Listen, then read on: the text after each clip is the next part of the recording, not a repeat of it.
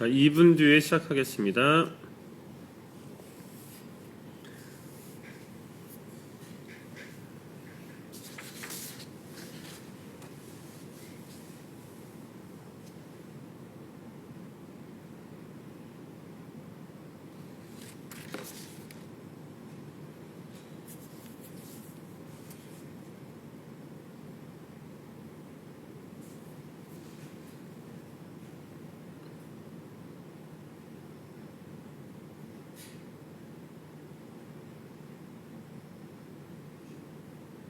네, 안녕하세요. 안녕하십니까?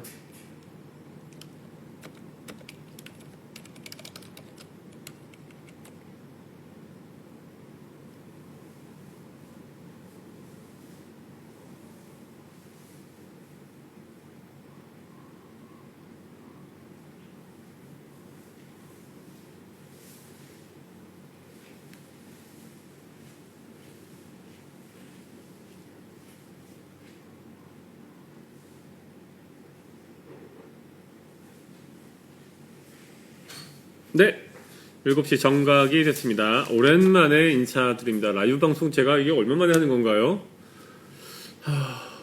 요새는 정말 나이가 이게 한 40대 후반이 되니까 아침에 뭘 먹었는지 기억 못하는 지경에 이르렀는데, 저도 한때 꽤나 기억력이 좋다고 자부했었는데, 여러분들이 믿으실지 모르지만 신박사가 어렸을 때는 이른바 포토그래픽 메모리라는 걸 가지고 있었습니다.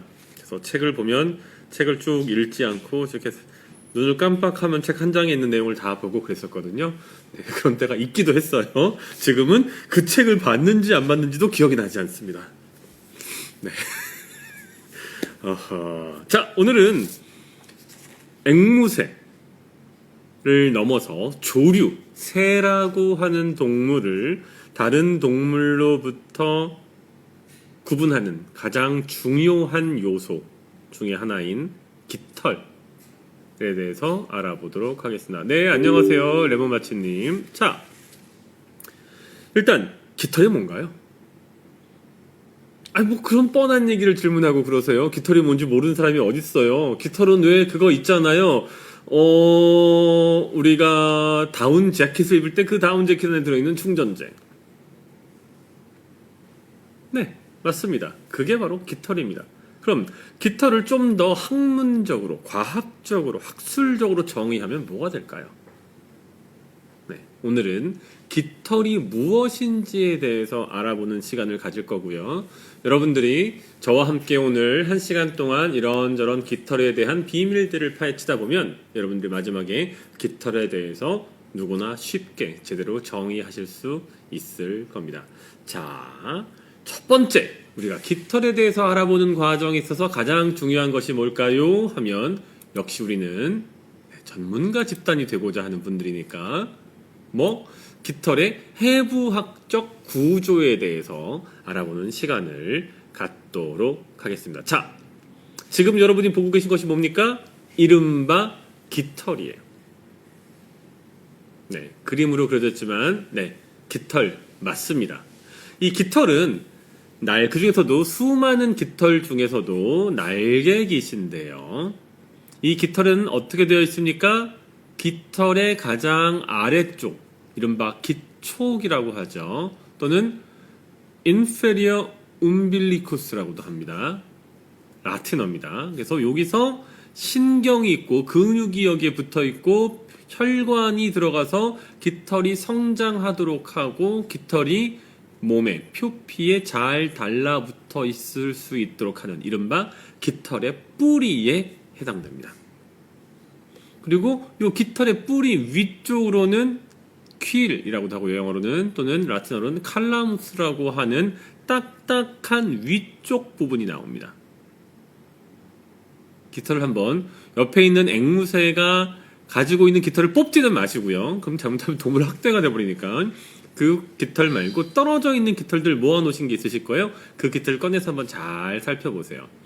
그 다음에는 깃털이 옆으로 실제로 이 깃대의 가운데에서부터 옆으로 펴지어서 나가는데 그 아래쪽에 작은 솜털들이 난 걸 볼 수 있습니다.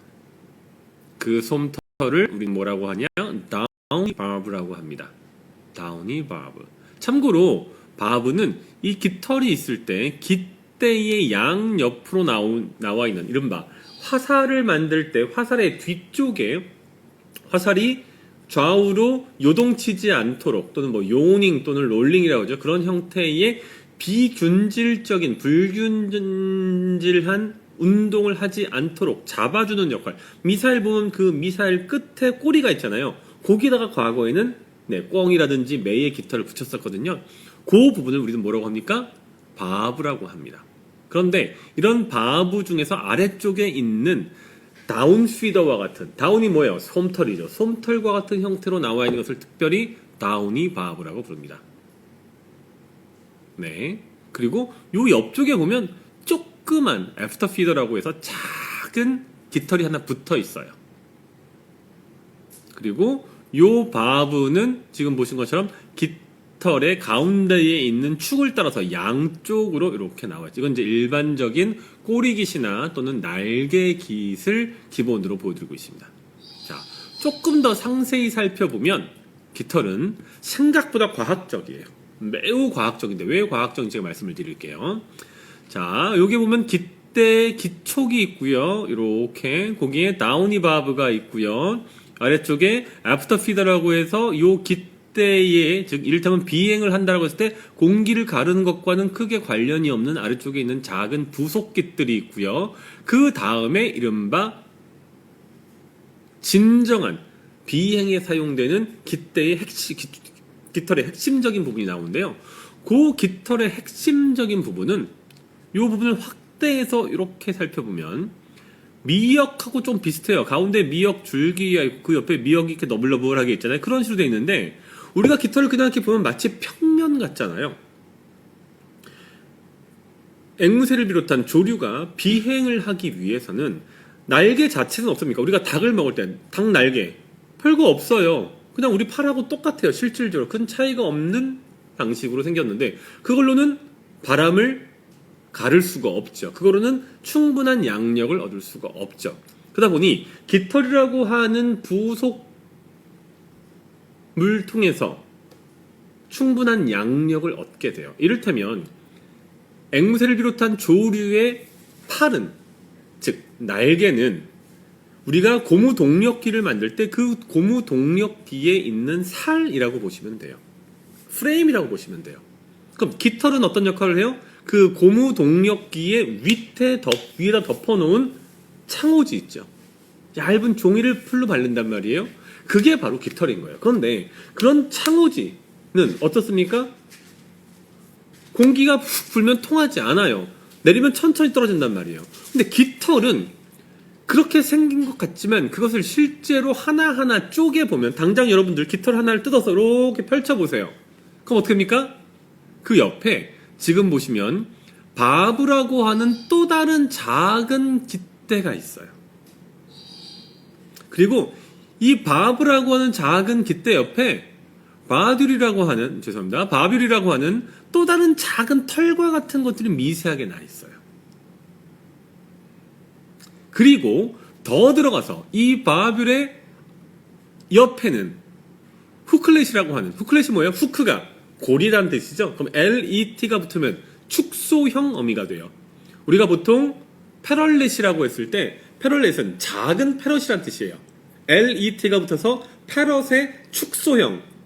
패럴렛은 어때요? 작지요? 유리행물 말씀드리는 거예요. 유리행물한 말은 일본어에서 온 말이기 때문에 한국어로 그대로 쓰는 것이 적절하지 못하다고 해서 그냥 영어로 패럴렛이라는 말을 쓰는데, 또는 포르푸스죠. 학명으로 따지면 라틴어로는. 이거 좀 뭐랑 비슷하지 않으세요? 큰 구조물이 있고요. 그 구조물의 아래는 다시 작은 가지가 있고요. 그 작은 가지는 다시 작은 가지가 있고요. 그 작은 가지는 또다시 아주 작은 미세한 돌기가 나 있어요. 이거 프랙탈하고 비슷하죠. 동일한 것이 반복되는 구조죠. 이거 프랙탈이랑 매우 비슷해요. 그러면 깃털이라고 하는 것은 왜 이렇게 복잡하게 생겨 있는가? 그냥 깃털이 날 때부터 스카치 테이프처럼 판판하게 태어나면 안 되는 것인가? 라는 의구심을 가지실 수 있을 거예요. 문제는 그런 형태의 판판한 셀로판지와 같은 또는 창호지와 같은 구조물은 어떤 위험이 있다? 충돌이나 손상으로 인한 위험에 쉽게 노출될 수 있어요. 우리가 종이 비행기 좀 그렇고 프로펠러 비행기, 고무동력기를 날리면 어떤 문제가 발생합니까? 날아가다가 전봇대에 부딪히기도 하고 풀숲에 떨어지기도 해요. 그럼 제일 먼저 어디가 손상돼요? 물론 앞에 프로펠러가 많이 망가지겠지만 날개의 윗면이 쉽게 망가져요. 찢어진다는 거예요. 그럼 날개 윗면이 찢어지면 어떻게 돼요? 그 비행기는 날 수 있어요, 없어요? 못 날아요.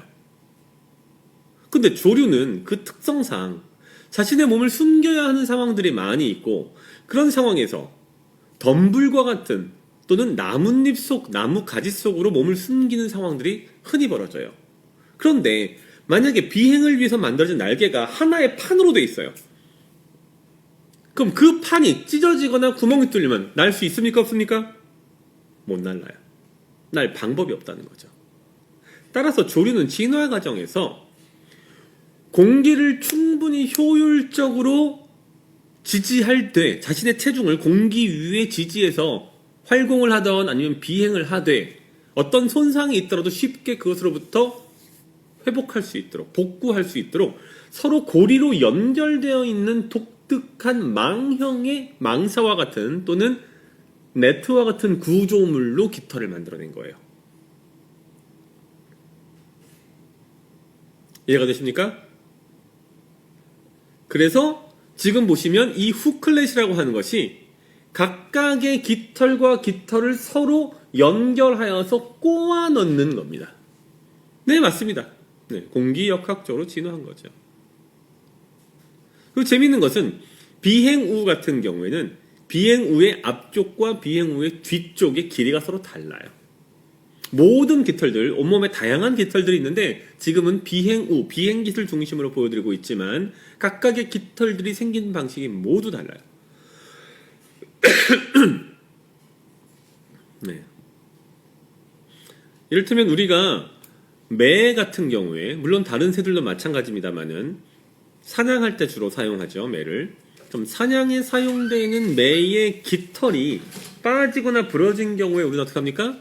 그 깃털과 똑같은 위치에 있는 다른 깃털을 모아놨다가 깃털들을 쭉 깃털이 빠질 때마다 환우, 깃가리를 할 때마다 깃털들을 모아놔요.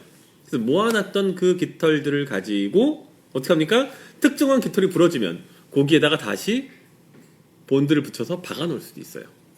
깃털은 한번 손상되면 다시 자라나지 않아요. 그 깃털은 이미 죽었기 때문에. 그래서 죽은 깃털을 뽑아내고 새로운 깃털이 나오도록 유도하거나 또는 깃털 가리를 한 지 얼마 안 돼서 해당 깃털이 새로 나오기까지 오랜 시간이 걸린다, 또는 지금 뽑아내는 것이 전체적으로 깃가리의 불균형을 유발할 수 있다라고 하면 어떻게 합니까? 그 위치에 똑같은 기존에 빠져버렸던 깃털을 잘라서 또는 손질해서 꽂아놓게 돼요. 네, 그런 방식으로 깃털을 보수할 수 있어요.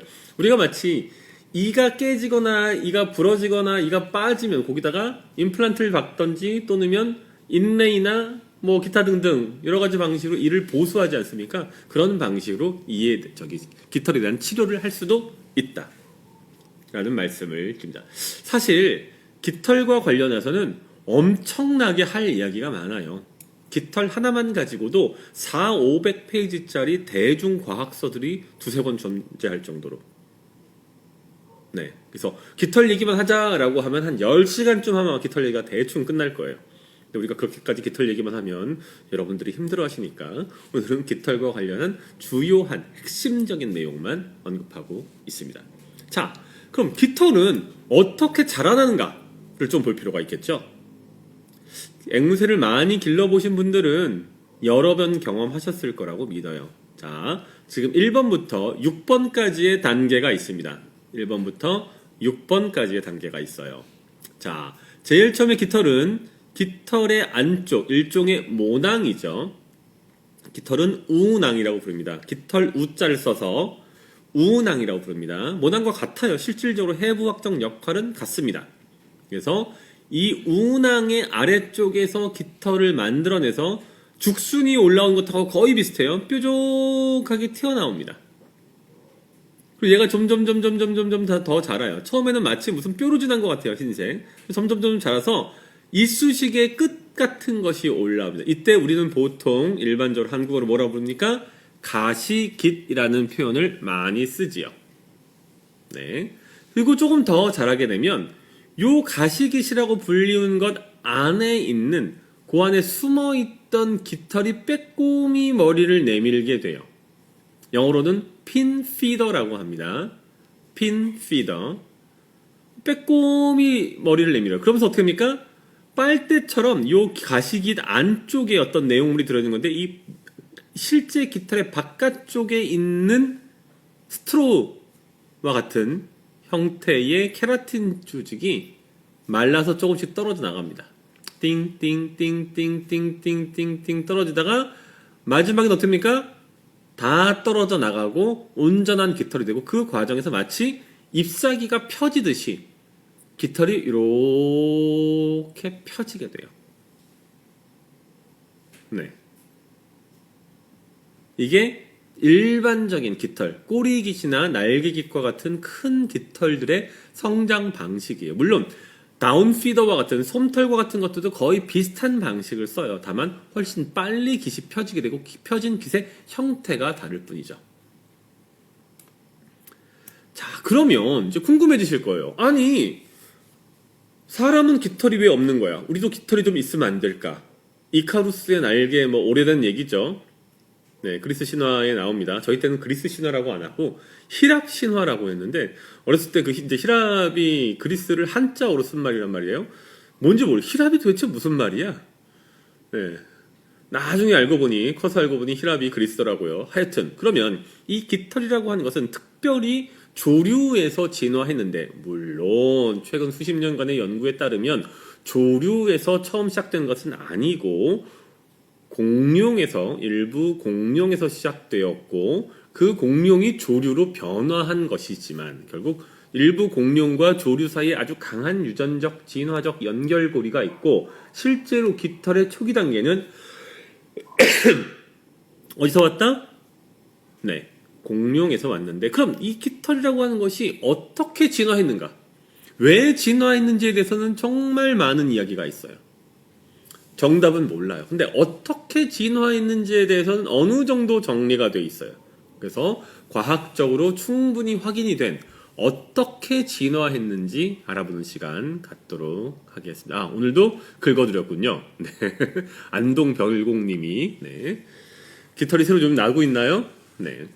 자, 질문 있으시면 질문 충분히 올려주시면 제가 한 30분 정도 기본적인 방송 마치고 그다음에 질문 읽으면서 답변 드리도록 하겠습니다. 자, 보시면 이런 형태로 1번 자 컨트롤 2 요게 1번이에요. 요게 2번이에요. 요게 3번이고 요게 4번이에요. 진화 과정을 우리가 재구성해 봤더니 이건 어떻게 가능하냐? 일부 화석에 공룡이나 초기 조류의 피부, 깃털 조직이 그대로 남아있는 아주 세밀한 화석들이 최근에 발견됐기 때문이에요. 그래서 그것을 가지고 재구성한 거예요, 과학자들이. 자, 제일 처음에는 어떻게 생겼을 것이냐라고 하면 신체의 피부에 가장 바깥에 이런 형태의 볼록한 어떤 구조물이 생겼고 그 볼록한 구조물이 마치 귀나 또는 코가 자라나듯이 성장한 거예요. 이쪽 방향으로. 성장하면서 안쪽으로 파이기도 시작한 거죠. 네. 그러면서 그 주변에 지금 보시는 이제 쉬스라고 하는 것이 어떤 껍데기라는 것 뜻이거든요. 그 주변에 지금 보시면 기촉과 같은 형태의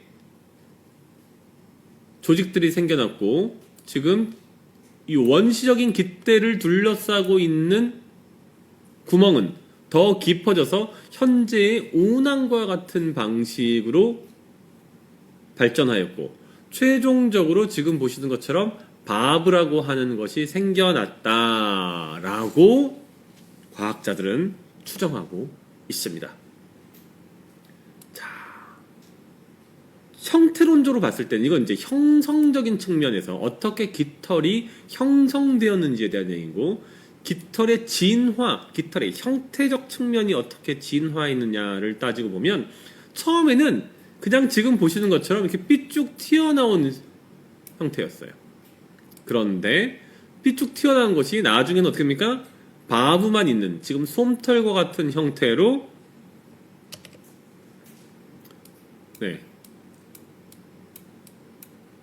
이렇게 갈라져 나왔어요. 다음 단계에서는 현재 우리가 보고 있는 대부분의 조류의 깃대, 그리고 그 깃대 옆에 있는 바브가 형성되었어요. 그리고 마지막 단계로 이 바브에서 지금 보신 것 같은 바뷸이 형성되었고, 그리고 후클릿이 생겼어요. 그래서 여기 전체가 마치 언뜻 보면 면인 것처럼 공기가 잘 통하지 않고 충분히 공기를 가를 수 있는 능력이 있는 현대적인 개념의 깃털로 진화한 거예요. 제가 이런 말씀을 드려요. 여러분은 단순히 제가 뭐 여러 번 말씀드렸지만 저는 이제 그 반려동물이란 표현에 대해서 조금 어색해. 제가 옛날 사람이라 그럴 수도 있고요. 반려동물이라고 하는 표현은 어떤 가치, 철학적인 목적을 갖고 있어요. 얘네가 반려동물이어야 한다라고 하는 철학적인 목적을 갖고 있는 말이에요. 우리가 보통 뭐 워키즘이란 말도 쓰고요. WOKEISM 또는 political correctness라고도 하고요. PC라고도 하고요. 또는 한국말로는 정치적 올바름이라는 표현을 써요. 그게 이제 대부분의 경우 뭐 비거니즘이라든지 또는 페미니즘이라든지 기타 뭐 트랜스젠더 문제라든지와 같이 매우 진보적인 또는 경우에 따라서는 극단적인기까지도 한 어떤 사상들에 근거하여서 만들어진 개념이에요. 애니멀 라이트, 동물권이라고 하는 것도 그러한 사상들과 일맥상통하고, 이른바 워키즘 또는 PC라고 하는 것과 그러한 것에 연하여서, 그런 것에 맥락을 두고 기반하여서 동물에 대해서 반려라는 이름을 붙인 것으로 저는 이해하고 있어요. 특히 저는 이제 사회과학이 과거 전공이었기 때문에 지금은 수의학을 전공하고 있지만, 그래서 그것은 어떤 특정한 현상을 보여주기보다 우리가 목표로 하는 바, 우리가 갔으면 하는 바, 이른바 정치적으로 그래야 한다라고 생각하는 사상의 투영에 따른 결과예요. 따라서 저는 반려동물이라는 표현을 공식적으로는 사용하지 않습니다. 저는 뭐라고 사용하냐라고 하면 가정에서 기른다 하여 가정동물이라고 하기도 하고요. 또는 어떤 분들은 그 동물을 애완의 목적으로 데리고 있다 그러면 애완동물이 되는 거예요. 애완동물이 나쁜 표현이 아니에요. 애완은 사랑하고 함께 논다이지 사랑하고 가지고 논다가 아닙니다. 네, 중국어를 해보신 분들은 다 아실 거예요. 함께 논다예요. 그 다음에 중국어까지 가지 않더라도 애완의 완자를 완구와 연결짓는 것은 잘못된 일이에요. 네. 그래서 저는 다시 한번 말씀드리지만 가정동물 또는 그것이 사랑이 들어가지 않고 단순한 관찰의 대상이라면 관상동물이 되겠죠. 이랬건 저랬건. 자, 뭐 그러하고 다음 단계로 이제 기본적으로 깃털이 어떻게 성장하였는지, 어떻게 진화하였는지에 대해서는 다 알아봤고요. 깃털이 그 다음으로는 어떤 경우에 건강한 깃털인지, 그 다음에 어떻게 건강의 이상 유무를 깃털을 가지고 알 수 있는지 알아보는 시간 갖도록 하겠습니다. 자, 보통 깃털의 경우 깃털이 이상하다, 정상인 깃털이 있고 비정상인 깃털이 있을 터인데, 정상인 깃털은 어떻게 알아낸다? 지금 말씀드리는 것이 없으면 정상인 깃털이다라고 보시면 돼요. 자, 그럼 어떤 것이 문제이냐? 첫 번째는 오염이겠죠. 가장 대표적인 깃털의 오염 사례는 항문 주위를 둘러싸고 있는 깃털이에요. 일반적으로 앵무새가 뭐 다른 조류도 마찬가지입니다만은 변을 보는 모습, 분변을 배출하는 모습을 본 적이 있으신 분들은 잘 아실 거예요. 어떻게 합니까? 앵무새는 꼬리 주변에 깃털을 있는 대로 부풀려서 항문, 조류의 경우는 항문이라고 하지 않고 클로아카라고 하죠. 총배설공이라고 하는데 이 클로아카가 완전히 밖으로 튀어나왔다가 다시 들어가도록 해서 주변의 분변이 오염되지 않도록 해요. 그런데 만약에 앵무새를 비롯한 동물의 조류의 항문, 즉 엉덩이 부위에 분변이 묻어 있다면 그건 뭘 의미해요? 설사를 비롯해서 위장관 계통에 문제가 있음을 의미해요. 똑같은 방식으로 입 주변에, 부리 주변에 이런저런 음식물들이 늘러붙어 있다. 또는 앞가슴 쪽에 음식물들이 늘러붙어 있다라고 하면 무엇을 의미합니까? 구토했음을 의미하겠죠. 근데 구토하고도 그것을 제대로 정리할 수 있는 여유가 없었다는 거예요. 자, 이건 아주 극단적인 사례이고, 이런 극단적인 사례 이외에 어떤 경우가 있을 수 있습니까? 전체적으로 깃털이 더러워요. 전반적으로 깃털이 더럽고 부시시해요. 그건 뭐예요? 깃털 관리를 스스로 안 하고 있다는 얘기예요. 왜 안 하겠어요? 너무 스트레스를 받아서, 그럴 기력이 없어서, 그럴 정신적인 상황이 아니라서 같은 얘기죠. 어디에 통증이 있어서 등등등등의 이유로 깃털 관리를 제대로 못했다. 네, 질문들 주시면 제가 질문 답변 드리겠습니다. 질문 쭉 올려주시기 바랍니다. 깃털 관련해서. 깃털과 관련한 질문만 주시면 감사하겠습니다. 이건 전체로 보면 말합니까? 앵무새 또는 조류의 건강 상태에 심각한 문제가 있음을 의미해요. 항문이 더러우면 당연히 일반적으로 항생제를 투여하고 그 다음에 탈수가 의심되면 수분을 추가로 공급해주고 해당 부위는 오염을 제거해주고 구토했다면 구토의 원인을 찾아야겠죠. 비슷한 방식으로 보통 대응하게 됩니다. 그 다음에 깃털의 상태가 전반적으로 안 좋다면 전신성 질환인 것으로 보고 진단 판별 검사를 진행해야겠죠. 그래서 원인이 정확하게 무엇인지 알아내야겠죠. 깃털이 일부 탈락해 있는 경우가 있어요. 말드 패치라고 합니다. 이를테면 지금 이제 보시면 요 왼쪽 같은 경우에 전형적인 말드 패치죠. 보통 대머리라고 그냥 부르지만 요 아래쪽에도 어떻습니까? 깃털이 빠진 부분이 있어요. 자, 이러한 것도 깃털이 없는 것이고 이러한 것도 깃털이 없는 것인데 보통 왼쪽의 경우는 우리가 병적 상황으로까지 보지는 않죠. 네. 일반적인 노멀, 완전 야생형 코커틀, 왕관 앵무의 머리 뒤쪽에는 깃털이 충분히 있어요. 그런데 루티노 또는 루티노와 관련된 어떤 유전적 관계, 가계도를 가지고 있는 왕관 앵무에서 흔히 이런 현상이 발견돼요. 요거는 초기 단계의 루티노를 육종해내는 과정에서 발드 패치가 있는 개체군들이 생겨났는데 그 개체군들을 도태시키지 않고 워낙 루티노가 귀했으니까 다 활용했던 거예요. 그러면서 이 발드 패치하고 루티노 인자 사이에 강한 링키지, 제네티컬 링키지, 연관 관계라고 한 것이 생겼어요. 루티노를 유발하는 유전자 안에 저 발드 패치를 유발하는 유전자가 같이 온 것으로 알려져 있어요. 그래서 루티노에서 흔히 이런 문제가 발생하고요. 이쪽은 아마도 피더 플러킹에 의한 문제인 것으로 추정이 됩니다. 네, 이 개체 자체에 대한 좀 더 심도 깊은 연구가 필요하겠지만 전체적인 형상을 놓고 봤을 때 수의학적으로는 정확하게 feeder damaging behavior, FDB라고 합니다. FDB, feeder damaging behavior라고 하는데 또는 쉽게 feeder plucking이라고 하죠. 네, 이런 문제들이 생기고 이것들은 다 뭐예요? 건강상의 문제가 있는 것을 의미하고 얘의 경우는 예외적으로 건강상의 문제로까지 보지는 않습니다. 자, 그것 이외에 색상 이상이 있는 경우들이 있어요. 색상 이상은 여러 가지 형태가 있을 수 있는데 가장 대표적인 색상 이상은 무엇입니까? 하면 몸에 있는 깃털의 일부 색깔이 노란색이나 주황색이나 또는 붉은색으로 바뀌는 거예요. 심지어 원래는 안 그랬는데 일시적으로 바뀌는 경우들이 있어요.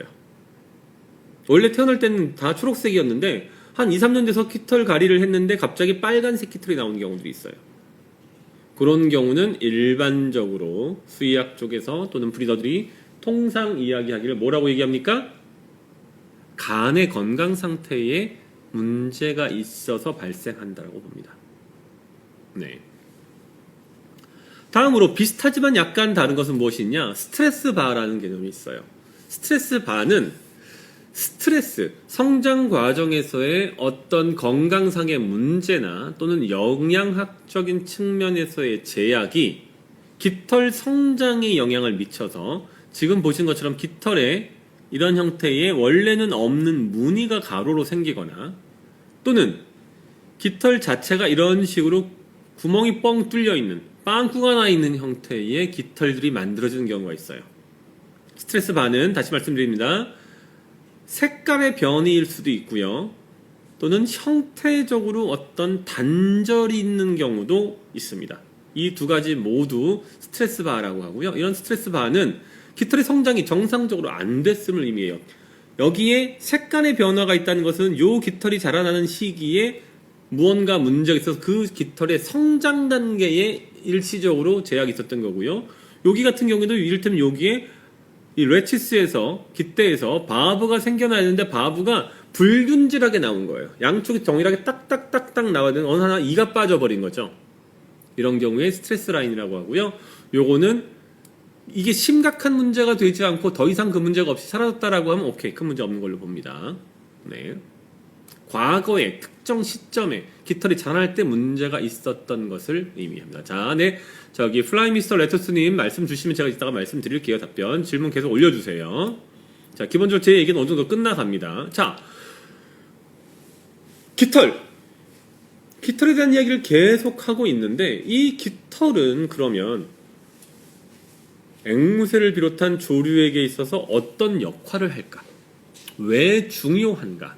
라고 하는 측면 보고 그 다음 단계로 마지막 우리가 깃털을 어떻게 관리해 주시는 것이 좋을지 확인하고 Q&A 받도록 하겠습니다. 자, 깃털은 크게 17가지 정도의 역할을 해요. 이 모두가 조류, 앵무새의 생존에 있어서 아주 핵심적인 역할이에요. 제일 먼저 가장 중요한 것부터 볼까요? 일단 뭐다? 보온이에요. 보온. 인설레이션이라고 하죠. 영어로는 보온. 우리가 추울 때 뭐 입어요? 저도 오늘 다운 조끼를 입고 왔는데 깃털이 가지고 있는 가장 중요한 역할 중에 하나가 바로 보온 역할이에요. 특히 수많은 앵무새의 깃털 중에서 보온 역할을 가장 잘하는 것은 뭐다? 네, 다운피더. 이런 형태로 생겨 있는 다운피더다. 조류는 체온이 일반적인 포유류보다 통상 높습니다. 일반적으로 약 41도 정도가 돼요.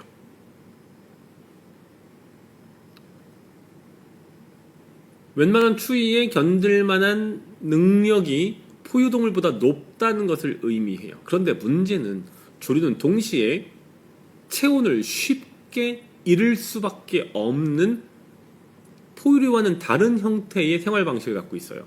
뭡니까? 비행이에요. 우리가 항공기가 특정한 고도 이상으로 올라가게 되면 항공기의 표면이 얼어붙어요. 영하 50도까지 떨어지고 막 그러죠. 네.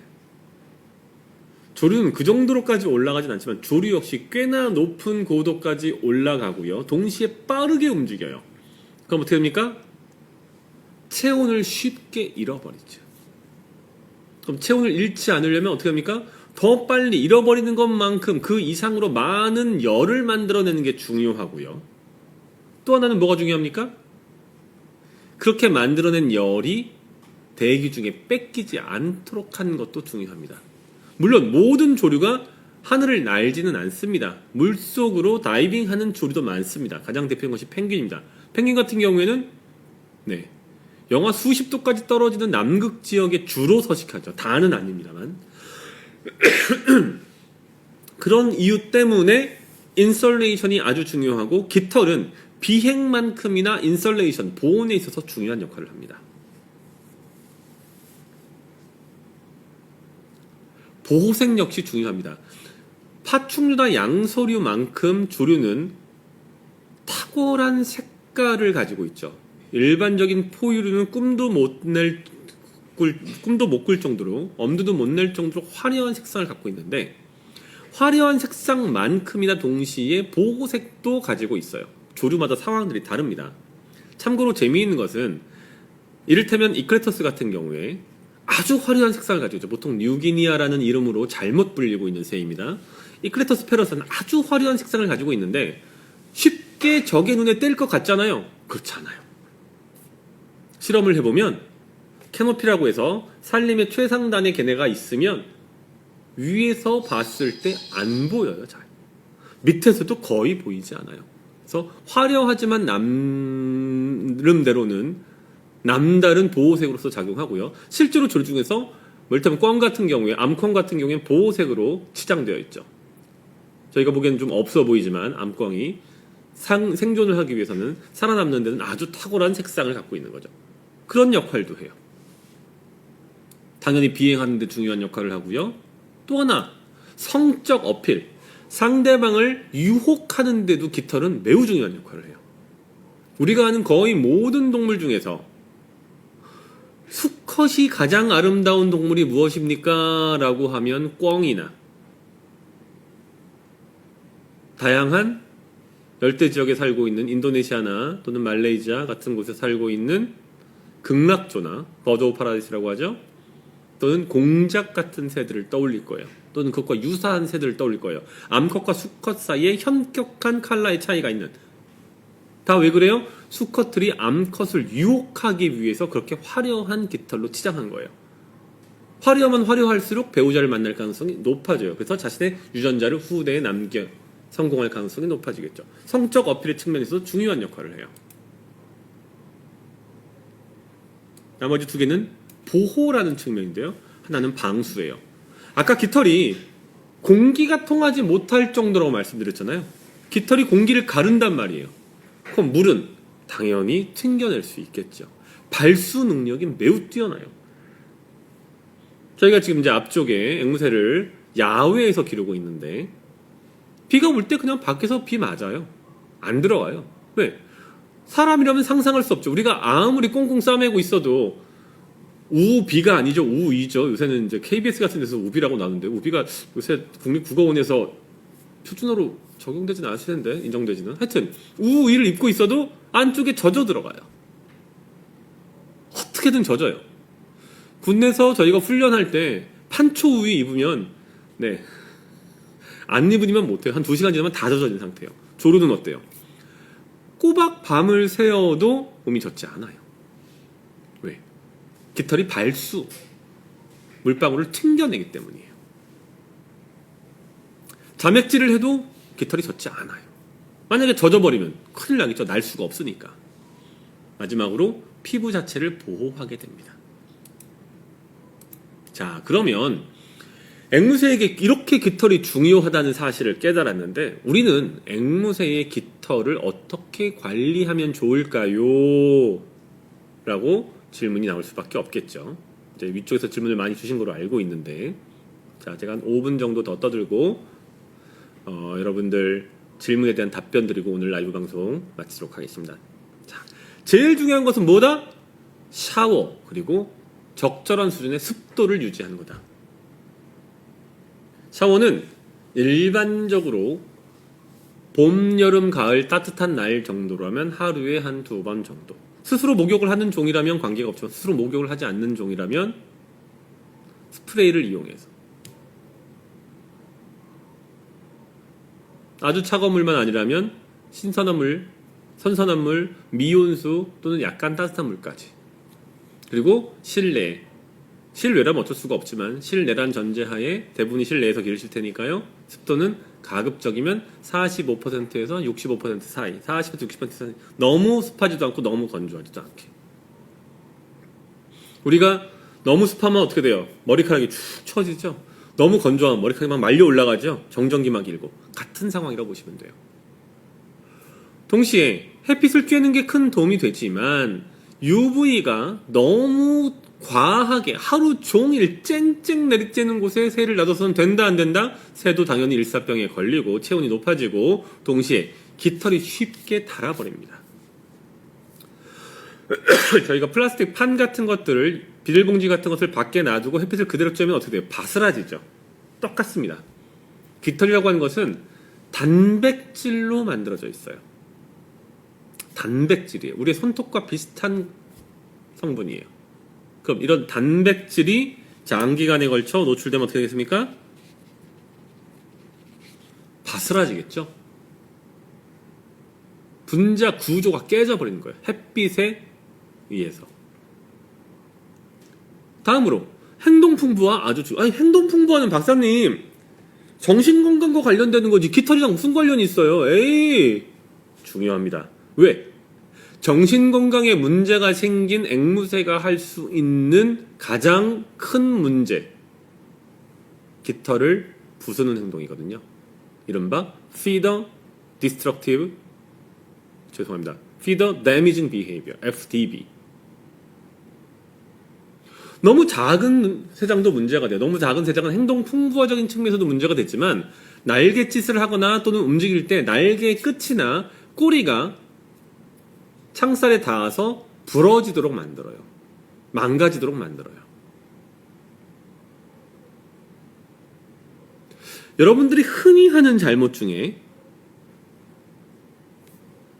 깃털이 오염되었거나 또는 어떤 특정한 냄새나 특히 이제 이클레터스 같은 경우에 희한한 꼬릿꼬릿한 냄새가 나는 경우들이 있어요. 그래서 그런 냄새를 없애겠다고 샴푸나 비누를 쓰시는 분이 있을 것 같아요. 저는 얘기를 과거에 들어봤어요. 또는 심지어 향수를 쓰는 경우도 있어요. 물론 조류를 위해서 특별히 만들어진 제품이라고 있지만 저는 신뢰하기 힘들더라고요. 어떠한 세정제나 향수, 방향제 아무것도 사용하지 말아야 되고 내 몸에 뿌리지도 말아야 되고 당연히 방 안에다 뿌려놔서도 안 되고 새한테 뿌리는 것은 더더군다나 안 돼요. 새를 기르는 사람은 담배를 피워서도 안 되고 동시에 향수를 뿌려서도 안 되고 집안에 방향제가 있어서도 안 돼요. 왜 그래요? 조류에게도 후각이 있단 말이에요. 그런 것들이 새의 깃털에 묻게 되면 새는 그것을 없애기 위해서 계속해서 스트레스를 받고 깃털을 다듬어요. 보통 오버 프리닝. 프리닝은 뭐예요? 깃털을 다듬는다는 뜻이에요. 오버는 과하다는 뜻이죠. 그럼 과도한 깃털 다듬기 행동으로 이어져서 최종적으로는 그게 FDB를 유발할 수 있어요.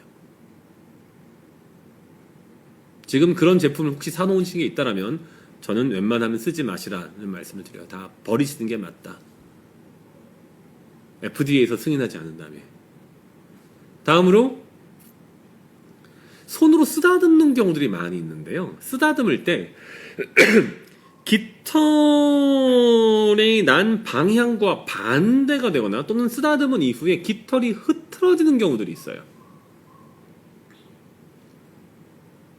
말씀드렸습니다. 조류의 깃털은 아무 생각 없이, 우리 사람의 머리털은 어때요? 아무 생각 없이 나 있어요, 사실은. 사람마다 머리털이 난 방향 다 다르고요. 네. 어떤 사람은 가마가 2개, 어떤 사람은 가마가 하나, 어떤 사람은 가마가 없고, 뭐 왼가름마 오른가마 다 달라요. 조류는 달라요. 조류는 거의 모든 조류가 동일한 방식으로 깃털이 나 있어요. 키위처럼 깃털의 형태가 특수한 경우는 있을 수 있지만, 또는 펭귄처럼 깃털의 형태가 특수한 경우는 있을 수 있지만, 기본적으로 비행하는 모든 조류는 거의 똑같은 위치에 똑같은 방식으로 털이 나 있어요. 프리닝하는 방법도 같고요. 깃털이 나고 자라는 방법도 거의 비슷해요. 종내에선 최소한 똑같아요. 그런데 우리가 그 새들 예쁘다고 만지고 그런 과정에서 깃털이 헝클어지면 새는 어마어마한 스트레스를 받고 그 깃털을 다시 정리하는데 상당한 노력을, 에너지를 기울여야 돼요. 뭐 머리 위 정도를 갖다 만질 수 있고 깃털 갖다가 일부 쓰다듬어 줄 수 있지만 개나 고양이를 만지는 방식으로 털을 만지지 말아요. 동시에 그러한 것들은 조류에게 상당한 통증을 유발해요. 불편함을 넘어 통증을 유발해요. 또한 그렇게 쓰다듬는 과정에서 어떤 문제가 있어요? 겨울 같은 경우에 손에다가 뭘 발랐단 말이에요. 대부분. 아무리 향이 없는 것이라 할지라도 향을 가향하지 않았을 뿐 그 특정한 화학물질이 가지고 있는 향 자체가 없는 것은 아니란 말이에요. 동시에 그런 것에 있는 유분기가 깃털에 묻을 수 있어요. 앵무새 입장에서는 미치고 팔짝 뛰고 환장하는 일이에요.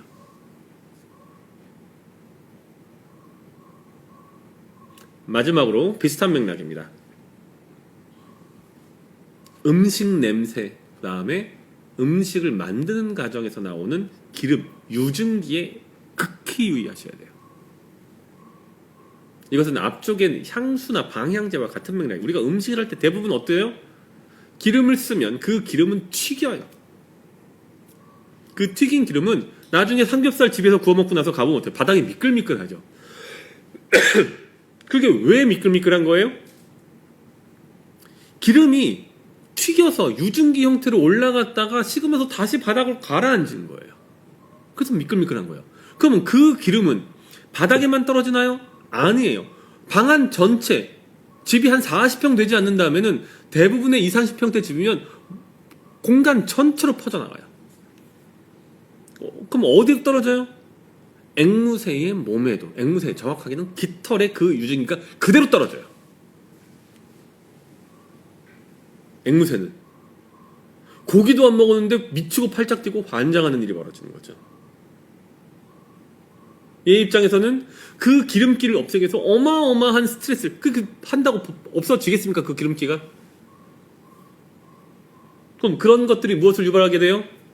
FDB를 유발하게 되는 거예요. 자, 오늘 긴 시간 동안 한 45분에 걸쳐서 깃털 어떻게 만들어졌고 어떻게 진화했고 어떤 역할을 하고, 그럼 우리는 앵무새의 담배도 중요합니다. 아주 중요해요. 깃털을 어떻게 관리해야 되는지 알아보는 시간 가졌습니다. 자, 이상으로 제가 떠드는 거는 그만하고요. 여러분들이 올려주신 글들 보면서 질문 답변 드리도록 하겠습니다. 자, 네. 듀럽리 님이 정말 유익합니다라고 말씀 주셔서 감사합니다. 네. 엔젤리너스, 맞아요. 일종의 방수 기능이 있습니다. 자, 그 다음에 또 어떤 말씀 주셨나요? 가시기시란 말씀, 네, 가시기시라고 한다. 오늘도 긁어드렸어요. 네. 이 긁어주는 게 좀 매우 조심스러워요. 앞서 말씀드린 그런 부분들을 유의해서 긁어주셔야 되고요. 자, 이제 질문 있습니다. 엔젤리우스 이런 게 맞나요? 자, 이제 막 깃털이 다 펴진 아기새의, 새끼새라고 저는 하겠습니다. 새끼새의 꼬리깃 하나가 끝이 상했는데 뽑아줘도 될까요? 아니면 그냥 두는 게 나을까요? 자, 얼마나 상했는지 모르겠습니다. 이제 보통 우리가 이제 블러드 피더라고 해서 안쪽에 핏줄이 있는 상태에서 부러져서 이 뿌리 부분이 부러져서 피가 나오는 경우에는 뽑아줘야 됩니다. 비틀어서 뽑아야 돼요. 날개를 뽑을 때는 날개를 충분히 보정한 상태에서 이제 라디오 벤치 같은 걸 잡아서 돌려서 뽑으면 돼요. 매우 조심스럽기 때문에 제가 여기서 말씀을 드리지 않을게요. 어떻게 뽑으라고. 잘못하면 큰일 나게 날개뼈 부러집니다. 그런데 단순히 꼬리깃 하나가 끝이 좀 상한 정도라면 뽑을 필요 없습니다. 거기에 불편함을 느끼는 게 아니라면 더더군다나 뽑을 필요 없어요. 얘가 거기에 계속해서 신경을 쓰고 그걸 뽑기 위해서 노력한다라고 하면 뽑아줄 수 있지만, 그렇지 않다면 제거할 필요 없습니다. 자, 유리앵무입니다. 다행가족이에요. 네, 여러 마리를 기른다는 말씀이시군요. 깃털가리를 제 시기에 잘 하는 아이도 있는 반면 수년이 지나도 깃털가리를 잘못하는 아이가 있어요. 영양학적 문제인지 부모 사이의 유전적인 문제인지 이거는 제가 상황을 좀 봐야겠네요. 수년이 지나도 깃털가리를 못한다라는 게 잘 이해가 안 됐어요. 그럴 수 없거든요. 보통 깃털은 1년에 한 번씩 나고 자라는데 그 깃털이 한 번에 몽창 빠졌다가 그 빨가벗은 닭이 됐다가 다시 깃털이 나는 게 아니고 특정한 순서에 따라 천천히 빠지고 천천히 나서 대부분의 사람들이 깃털관리를 하고 있다는 사실 자체를 잘 몰라요. 네, 날개깃이나 꼬리깃이 빠진 정도로 확인할 수 있어요. 그렇지 않다면 거의 몰라요. 근데 수년 동안 깃털관리를 안 했다라고 하면 그 앵무새는 냉동된 앵무새일 가능성이 높아요. 네. 살아서 숨쉬는 앵무새가 그렇진 않을 거예요. 그래서 그 부분은 죄송스러운 말씀이지만 조금 더 확인이 필요해 보입니다. 걔가 정말로 깃털 안 갈고 있는 건지. 그리고 저는 그렇지 않을 거라고 보는 게 1년에서 1년 반 정도 그냥 지나면요 깃털이 다 망가져서 쓸 수가 없게 돼요. 너덜너덜해져요. 누더기가 돼요. 그래서 그렇지는 저는 않을 걸로 보입니다. 그래서 조금 더 윙스파파 07님 확인이 필요한 부분이 아닌가 조심스럽게 말씀을 드리고요. 같은 방에서 키우는데 모라는 털갈이를 하는데 퀘이커는 안 하는데 종에 따라 당연히 털갈이 시기가 다르지요. 언제 태어났는지도 중요하고요. 그 다음에 그 개체들이 언제 털갈이 하는지는 해당 개체가 가지고 있는 영양학적 측면이나 그다음에 건강적인 측면, 더 나아가서 남반구 출신이냐 북반구 출신이냐도 중요해요. 그리고 개별 종들에 대해서도 차이가 다 있고요. 자, 스칼렛 체스티드 희귀한 새를 기르네요. 요즘은 스칼렛 체스티드 보기 매우 어려운 걸로 알고 있는데 네오파마 계통인 것을 말씀하시는 거죠. 네, 양지숙님이시고 스칼렛 체스티드 패러킷 아이들의 근친교배로 인해 깃털 탈락은 자의도 아니고 머리 정수리 쪽 자, 근친교배를 얼마나 했는지 모르겠지만 근친교배로 깃털이 탈락하는 경우는 제가 아는 한 없어요. 네, 단순히 근친교배가 깃털의 탈락을 유발한다라고 하는 근거는 없어요. 제가 아는 한. 해당 개체, 이를테면 A와 B가 시브메이팅, 동일한 배에서 태어났는데 그 사이에서 교배를 했다라고 가정할게요. 그런 경우에라도 깃털 탈락이 발생하려면 이미 그 윗대, 이 시블링 관계인 암컷과 수컷이 깃털이 탈락해 있는 문제를 가지고 있었어야 돼요. 그것도 유전적으로 고착화되어 있는, 고정되어 있는. 단순히 근친교배를 하는 것만으로 깃털이 빠진다라고 하는 학문적 근거는 없습니다. 그 정도로 말씀을 드리는 게 맞을 것 같고요. 중간이 아닌 기색 끝부분이 까무잡잡해지는 것도 까무잡잡해진다는 게 이미 나온 깃털이 까무잡잡해지는 건지 답변을 좀 달아주십시오. 아니면 까무잡잡한 상태에서 나온 건지가 궁금합니다. 그 부분을 알아야지만 제가 답변이 가능할 것 같고요. 그레이 패럿이 털갈이 때도 꼬리깃이 빠지고 새로 나는 경우가 있나요? 네. 네, 털갈이 때 꼬리깃이 빠지고 새로 나죠. 그 말씀을 하시는 게 맞는 것 같으신데. 자, 도하님, 0417님, 가시김만 보이면 부드럽게 쓰다듬어 주는 정도가 아니라 손톱이나 도구로 새가 아파도 이러면 안 되죠. 깃털은 제가 말씀드린 것처럼 자, 이제 앞쪽으로 한번 돌아가 볼게요, 다시. 그 깃털에 지금 이런 식으로 껍데기가 있다고 말씀드렸죠? 네, 이 껍데기가 있는 이유는 깃털이 아직 완전히 다 성장한 것이 아니기 때문에 이 껍데기가 깃털의 성장 과정을 보호해줘야 돼요. 그런데 성장 과정에서 그냥 임의로 이것을 뜯어버리면 이 깃털은 어떤 문제가 발생해요? 충분히 보호받지 못한 상태에서 완전히 성장하지 않았는데 노출되어 버리는 문제가 있는 거예요. 그럼 그 깃털은 뭐가 돼요? 기형 깃털이 되겠죠. 네. 머리 정도에 있는 아주 짧은 깃 정도라면야 뭐 그것이 큰 문제를 일으키지 않을 수 있지만 비행깃이라든지 꼬리깃 같은 경우에는 매우 중요한 깃털들이에요. 그런 깃털들은 특히나 절대로 여러분들이 손대서는 안 돼요. 지가 떨어질 때가 되면 알아서 떨어져요. 참고로 어렸을 때부터 핸드피딩을 했는데 대부분 핸드피딩을 하지만 성장 과정에서 동일한 종 또는 유사한 종끼리 함께 성장할 수 있는 기회를 박탈당했던 개체들이 스스로 깃털 관리를 못하는 사례들이 있어요. 그거는 이제 앞서도 말씀드린 것처럼 핸드피딩 하고 있는 개체를 분양하지 않아야 되는 중요한 이유 중에 하나예요. 내가 새라는 사실이 이 조류의, 이 앵무새의 DNA 속에, 머릿속에 어느 정도 박혀 있기 때문에 새로 태어나면 새로 활동하는데, 행동하고 사고하는데 그 과정에서 최소한의 교육이라고 하는 것이 필요해요. 동일한 종 또는 유사한 종의 성년 또는 자신과 비슷한 나이의 종들과 어울리면서 내가 해야 되는 적절한 행동을 배우는 것이 중요해요.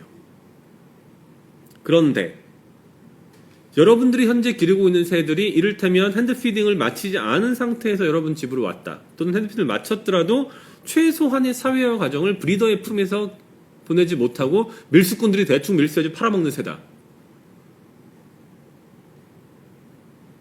뭘 보장할 수 있을까요? 늑대 소년이 될 수밖에 없는 거예요. 인간도 아닌데 인간화된 앵무새가 될 수밖에 없다는 거예요. 자, 또 보겠습니다.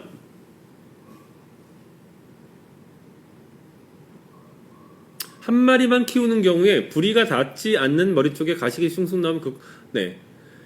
머리 쪽은 뭐 그렇게 심각한 문제를 유발하지는 않을 것으로 보입니다만 그럼에도 불구하고 가급적이면 떼지 마세요. 만약에 그것이 있는 것이 정말 불편해 보이고 도움을 조금 주고 싶다라고 하면 친구가 있으면 그 친구들이 사이가 좋다는 전제하에 친구들끼리 서로 도움을 주고요.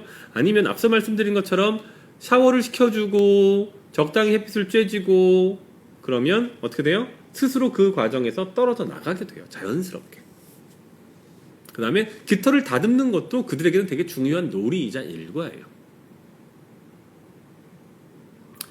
아이들이 양지숙님 샤워하는 깃이 안 젖는 아이들도 있는데 잘 젖는 아이들이 보는 당연하죠. 깃털 영양제 없습니다. 먹이지 마세요. 네. 깃털이 잘못 난 경우가 아닌 다음에 특별히 영양제라고 하는 것을 고민할 필요는 없고요. 다만 강도 높은 수준으로 깃가리가 진행되는 경우에는 단백질의 함량이 전반적으로 높은 먹이를 주는 것이 도움이 될 수 있습니다. 다만 별도로 깃털을 위한 영양제라는 개념은 생각하지 마세요. 네. 다양한 먹이를 골고루 펠렛 사료를 여러 가지 섞어서 먹이는 걸 절대 말씀드린 게 아닙니다. 우리가 앵무새에게 먹여야 하는 그 종에게 적합한 다양한 먹이를 충분히 주면 물론 좋은 양질의 펠렛을 근간으로 했다는 전제하에 그러면 그 앵무새는 자신의 생존에 필요한 자신의 깃가리에 필요한 영양소를 넉넉하게 확보할 수 있어요. 알겠습니까? 네. 영양제로 해결할 수 있는 건 많지 않습니다. 특히나 그 새의 현재 상황을 정확하게 알지 못한 상태에서 영양제는 독이 될 수 있다고 제가 이미 누차 말씀드렸습니다. 정필하다면 조류에 대한 이해가 깊은 수의사와 상담해 볼 수 있습니다. 물론 수의사도 뭐 영양제를 팔고 싶어 한다면 제가 정말 드릴 말씀은 없게 되지만 네. 자, 일광욕한 개체들은 깃이 덜 젖고 그 다음에 코팅되던데 일광욕하기에 지금 여기 이노라고 하는 게 루티노 계통을 말씀하신 거죠. 이노 인자를 말씀하신 거죠. INO. 네. 그렇게 고민하지 않으셔도 될 것 같습니다. 네, 이노라고 해서 얼마나 내놓는지는 모르겠지만 서너 시간 동안 햇빛에 굽는 거는 아니시잖아요. 보통 하루에 30분에서 1시간 정도면 충분하거든요. 네, 그러니까 그거는 고민하지 않으셔도 될 것 같습니다. 더불어서 유리창을 통과하면 UV가 대부분 사라지기 때문에 일광욕의 효과는 제로에 가깝습니다. 정신적인 부분을 제외하고는. 자, 지인이 키우는 새가 새장에 들어갈 시기인데 도망다니고 새장에 안 들어가려 해서 잡으려다 꼬리를 잡았는데 날아가면서 꼬리가 멍텅 문제 없습니다. 네, 비행이 좀 어렵겠죠. 꼬리깃이 가지고 있는 비행 과정에서의 역할이 있는데 그게 어렵겠죠. 참고로 이분은 새장에 들어갈 시간인데 도망다니고 새에 안 들어서 잡으리지 말치고 이 스텝업 훈련을 하시면 돼요. 스텝업 훈련이 안 돼 있기 때문에 이런 과정들이 벌어지고 이거는 지금 꼬리가 빠졌으니까 다행이지만 꼬리가 빠진 것이 아니라 다리가 부러지거나 네, 날개가 부러질 수도 있습니다. 이런 방식은 매우 유의하셔야 됩니다. 자, 이제 거의 끝나가는 것 같습니다. 자, 해피페런님 깃털 이야기는 아니지만 네, 웬만하면 깃털 이야기면 좋을 텐데요. 산책을 할 때는 뭐 하네스를 쓰실 수 있으시고 제일 좋은 것은 산책을 하신다라고 하면 케이지가 제일 좋고요. 조만간에 앵모차가 나오지 않을까 저는 기대하고 있는데 앵무새 기르시는 분들이 나오면서 앵모차를 가지고 현대백화점이나 롯데백화점이나 또는 여의도 공원에 가시는 분들이 생기지 않을까라고 생각해봅니다. 자꾸 튕기나요? 네, 기술적인 문제는 제가 잘 몰라서 죄송합니다. 자, 머리에 나는 가시깃 같은 경우에 질문들이 많네요. 스스로 벗기지 못한다고 들었어요. 그래서 친구가 있으면 친구가 벗겨주고 그 다음에 스스로 벗기지 않아도 언젠간 다 빠져요. 네, 걔네가 무슨 플라스틱으로 만들어진 게 아니기 때문에 적절히 제가 말씀드리는 건 뭐예요? 샤워를 하면 그 샤워에 의해서 알아서 떨어져 나가요. 네, 그 다음에 거기에 가시깃이 있어서 가시깃이 빠지지 않는 것이 문제가 아니라 그 정도면은 사실은 혼자이기 때문에 그 이후에 그루밍도 어차피 못해요. 그런 부위 같은 경우에는 스스로 그루밍을 할 수 없고 메이트가 있어야지만 그루밍이 가능한 부위거든요. 그래서 어차피 그거는 빼주고 안 빼주고의 수준이 아니고 그루밍 자체가 불가능해요. 혼자 살기 때문에. 이해가 되었습니까? 그리고 그쪽이 그루밍이 안 돼도 심각한 문제는 사실은 없어요. 더불어 장난감 같은 게 있으면 비비기도 해요. 네, 꼭 우리가 뭘 떼주지 않아도 되는 거예요. 제가 웬만하면 그것을 사람의 손으로 끄집어내지 말라고 하는 것이 우리는 체중이 얼마예요? 저 한 80kg 나가거든요. 여자분들 여기에 가장 날씬한 분들도 3, 40kg이 넘을 거예요. 우리가 기르는 앵무새 중에 가장 큰 것도 1kg이 넘기 힘들어요. 그러면 4, 50kg의 동물이 1kg도 안 되는 심지어 수십에서 수백 g밖에 안 되는 동물의 가장 섬세한 부분을 건드리는 과정에서 무엇이 발생할 수 있다? 통증이나 불편함 또는 심지어 크거나 작은 부상이 발생할 수 있다는 얘기를 하는 거예요. 그리고 깃털은 한 번 잘못 나면 최소 6개월에서 12개월까지 그 잘못된 깃털을 계속 가지고 살아야 돼요. 임의로 뽑지 않는다면.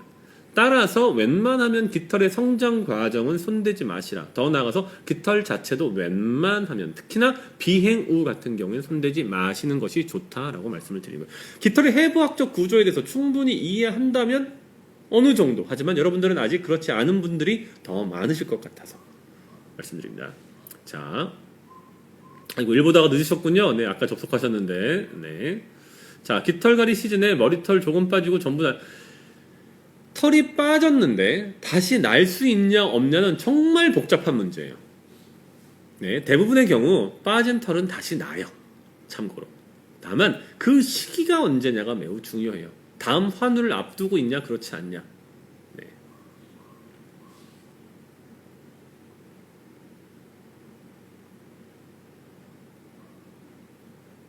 이게 제가 윙스파파님 무슨 말씀인지 제가 잘 이해가 안 됩니다. 그건 저도 아는데 마카오 깃이 어깨 쪽에 수년간 잘 안 돼서 이게 제가 무슨 말씀인지 이해가 안 되겠습니다. 정확하게 상세한 설명이 필요한 것 같고요. 수년간 안 된다는 게 질문에 답변 다시 제 질문. 그러니까 근데 수년간 안 됐다는 게 무슨 말씀인지 이해가 안 된다는 거지. 수년간 뭐가 안 됐다는 거지. 목적어가 없잖아.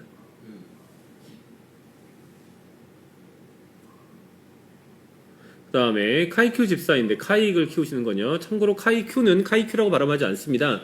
정확한 발음은 카익입니다. 그래서 저는 이제 카이익이라고 발음을 하고 카이익 집사신데 새끼 때 머리에 검은 털이 나다가 털갈이를 다 하고 최근에 새끼를 낳고 새끼들처럼 머리에 한두 개 검은 깃이 나기도 하는데 배에 털도 새끼들처럼 노란 털이 나고 이건 좀 사진을 봐야 될 것 같습니다. 네, 사진 볼 필요가 있고요. 털갈이를 하면서 오락가락 일부 깃털들이 왔다 갔다 할 수 있어요. 또는 색깔이 한번 변성되어서 계속 그렇게 날 수도 있어요. 근데 한두 개 정도 나는 상황이라고 하면 일단은 사진이 좀 필요한 것 같습니다. 네, 사진이 없이 그냥 말씀만 가지고 제가 뭐라고 말씀 못 드릴 것 같습니다. 그리고 더불어서 그것 이외에 다른 어떤 문제들이 없는지에 대해서도 검토가 필요한 것 같습니다. 이거는 자, 유튜브에서 생방 모르겠습니다. 저희 이제 스태프들이 알아서 할 것 같은데 제가 잘 모르겠습니다. 이 부분은 왜 유튜브에서는 안 하는지는. 자, 코뉴어 털 씹기에 있어서 작년 말부터 햄프 오일을 먹이고 있습니다. 조금 나은 것 같지만 아직 멀었습니다. 자, 햄프 오일이 이제 햄프 오일은 뭐냐면 그 대마 씨예요. 대마 씨에서 짠 오일이에요. 그래서 그거 관련해 가지고 논문들이 있어요. 그러니까 앵무새의 전체적인 어떤 과정에 생체 리듬을 원활하게 하는데 도움이 준다라고 하는 논문이 있고 그런 맥락에서 햄프 오일을 일종의 사료 개념으로 먹일 수 있습니다. 자, 털 씹기는 근본적으로는 털을 씹는다라고 하면 씹는 형상이나 방식을 저희가 좀 검토해 볼 필요가 있지만 오늘 좀 시간이 오버되는데 네, 제가 좀 더 하겠습니다. 한 10분 정도 더 하겠습니다.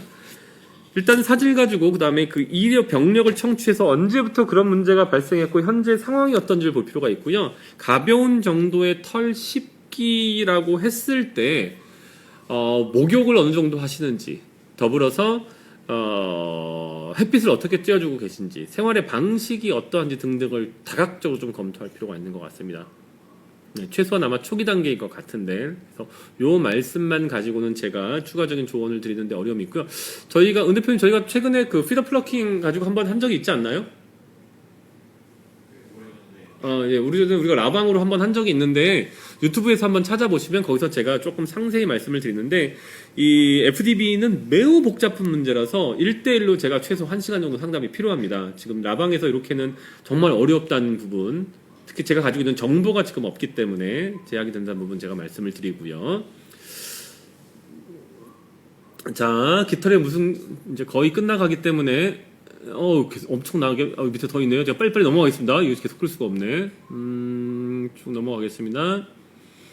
플라이 미스터 레투스, 깃 끝에 까무잡잡한 거 질문한 사람입니다. 네, 이미 나온 깃털이고 처음에 깨끗했는데 언젠가 깃부분이 더러워진 거 아닌가 이거 그냥? 네, 그냥 더러워진 게 아닌가 싶어서. 이미 자라난 깃털은 색깔이 변할 수가 없습니다. 탈색이 되면 탈색이 됐지 색깔이 새로 들어올 수는 없어요. 근데 끝부분이 까무잡잡해졌다는 걸 봐서 전체적인 생활 환경을 한번 검토해 볼 필요가 있는데, 일단 세장이 작다든지 또는 바닥에 걸어 다니는 걸 좋아한다든지 그런 방식으로 더러움이 쉽게 깃털의 끝에 묻는 것이 아닌가라고 생각이 됩니다. 네, 앵무새 데리고 나갔다가 잃어버린 분들 많더라고요. 반드시 하네스를 비롯해서 충분한 안전장치를 하셔야 되고, 참고로 발목에다가 링을 끼워가지고 체인을 연결하는 형태는 절대 하시면 안 됩니다. 발 부러집니다. 자, 목욕을 시킬 때 항상 물에서 걸어 다니기만 하고 등 쪽까지 시원하게 젖는 경우가 없는데, 그냥 전체적으로 자, 이게 목욕을 하는 건지 아니면 그냥 물속을 걸어가는 건지에 대한 판단이 좀 필요한 것 같습니다. 플라미스 레투스님, 제가 보기에 그냥 물속을 걸어간다면 목욕을 하는 게 아니라 그냥 물속을 걸어 다니고 있는 걸로 보여요. 목욕을 할 때는 보통 등을 갖다가 집어넣는 경우도 있고 또는 날개짓을 크게 해서 물을 뒤에까지 적시는 편이거든요. 그런 행동이 없다라고 하면 해당 개체는 목욕을 하고 있는 것이 아니기 때문에 별도의 스프레잉이 필요해 보입니다. 분무기 샤워는 너무 세요. 분무기 자체는 종이 무엇인지 모르겠지만 분무기를 분무기는 항상 좋습니다. 자, 샤워기로 참각했습니다. 분무기 항상 좋습니다. 자, 계속 가보겠습니다. 30분에서 1시간 정도 샤워한다. 30분에서 1시간씩 샤워를 할 필요가 있을까요? 보통 새들이 샤워를 하면 어느 순간 그만됐다라고 이렇게 몸을 피해요. 그 시그널이 있어요. 그래서 케이지 안에 넣은 상태에서 물을 뿌린다라고 하면 날개를 쫙, 종에 따라 차이가 있지만 거꾸로 매달려서 날개를 쫙 펼치고 하다가 어느 순간 몸 정리로 들어가요. 그럼 그만하겠다는 얘기예요. 보통 3분에서 5분 정도면 충분합니다. 스트레스 바의 원인 말씀을 제가 위쪽에서 드린 것 같습니다. 네, 그런 것 같고. 자, 네, 이 정도로 마치고 이제 오늘 대망의 퀴즈 들어가겠습니다. 이번 퀴즈는 브리더스 퀄리티의 은종효 대표님께서 좀 크게 쏘지. 이거밖에 안 쓰나. 5,000원짜리 네이버 스토어 브리더스 퀄리티 상품을 살 때 5,000원 할인받을 수 있는 상품권을 2장 걸도록 하겠습니다. 자, 첫 번째 질문입니다. 보통 우리가 깃털 자해, 제일 먼저 정확하게 써주신 분만 합격을 하겠습니다. 깃털을 자해한다라고 하는 행동을 영어 약자로 뭐라고 할까요? 깃털 파괴 행동이라고도 부를 수 있습니다. 자, 깃털 파괴 행동 또는 깃털 자해 행동을 영어로 무엇이라고 하는지 세 글자로 올려주시면 감사하겠습니다. 네, PDD는 아니고요. 네, 안젤리오스님, FDD, 네, FBD, FTB, Feeder, Damaging Behavior. 네, 카렌더 패러님이 맞추셨습니다. 네, FTB, Feeder, Damaging Behavior, 카렌더 패러님이 맞추셨고 한 장 보내드리고요. 자, 하나 더 좀 쉬운 거 내겠습니다. 이거는 먼저 쓰는 사람이 너무 쉬운 것 같은데, 제가 깃털은 답이 두 개가 나올 수 있을 것 같은데, 큰 답과 좀 작은 답 둘 다 제가 맞은 걸로 하겠습니다.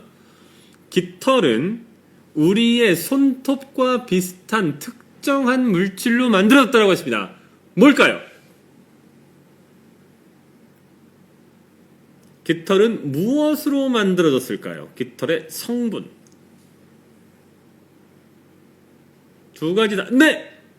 풀문 클라우딘, 단백질 맞은 걸로 하겠습니다. 단백질이고 케라틴도 단백질의 일종입니다. 그래서 단백질, 케라틴 다 맞는데 제일 먼저 올려주신 빨리 치신 풀문님께 한 장 더 보내드리도록 하겠습니다. 참고로 제가 이제 오늘 이번 달에 매주 라방이 있는 걸로 알고 있는데요. 제가 현재 진행하고 있는 서울대학교 박사학위 과정이 이미 2년 전에 기본적인 코스업 과정을 수료를 하고 논문을 제가 준비하고 있었습니다. 근데 먹고 사는 게 바빠서 정신을 못 차리다가 이제 조금 먹고 살만해져서 논문을 쓰고 있습니다. 논문의 주제가 하나는 앵무새고 하나는 고양이입니다. 그래서 앵무새와 관련하여서 제가 한 90문항 정도로 되어 있는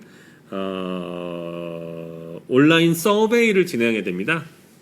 네, 온라인 서베이, 여론조사 비슷한 식으로 뭐 1번, 2번, 3번, 4번 중에 고르는 그거를 진행하게 되고, 그거는 국내에서 최초로 진행되는 앵무새의 행동 문제와 관련한 논문의 아주 중요한 데이터가 될 겁니다.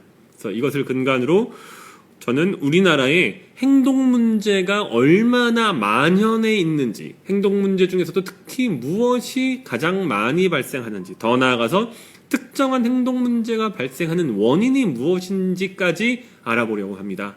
여러분들이 이 설문에 꼭 좀 참여해 주셨으면 하고요. 300분을 모시고 있습니다.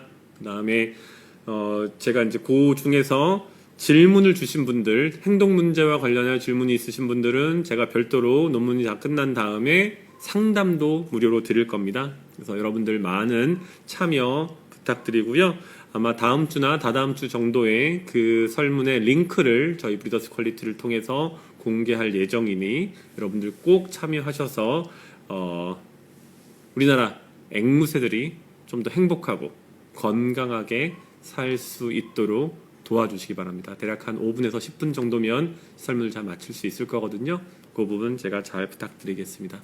그럼 여러분 긴 시간 동안에 이 못생긴 아저씨의 말씀을 들어주시느라고 감사하고요. 제가 감기에 지금 사실 좀 걸려 있어요. 상태가 좀 많이 안 좋습니다. 목소리도 좀 이상하죠. 그래서 이렇게 말이 좀 뻥한 부분들이 있습니다. 제가 원래 이거보다는 말을 더 잘하는데. 그래서 긴 시간 참여해주신 데 깊이 감사드리고, 합격하신 두 분, 선정되신 두 분은 저희 쪽에서 선물 관련해서 말씀드리도록 하겠습니다. 저 위쪽에 보시면 그 브리더스 퀄리티 테스트라고 써 있는 걸로 어떻게 저희 쪽에 연락 주시는지 설명드리고 있습니다. 제가 돈 더 많이 벌어서 여러분들에게 더 많은 선물 드리라고 열심히 푸시하겠습니다. 살펴 들어가십시오. 자, 아까 질문 주셨는데 제가 충분히 답변 못 드린 부분이 있다라고 하면 송구스럽게 생각하고요. 그다음에 특히 그 어깨 관련해서는 제가 정확하게 무슨 말씀인지 이해를 못해서 더 말씀 못 드린 점 다시 한번 사과드립니다. 참여해주신 여러분께 깊은 감사 말씀드립니다. 댁내두루 평안하세요. 날씨 추우니까 감기 조심하시고 저처럼 감기 걸리지 마시고 감사합니다.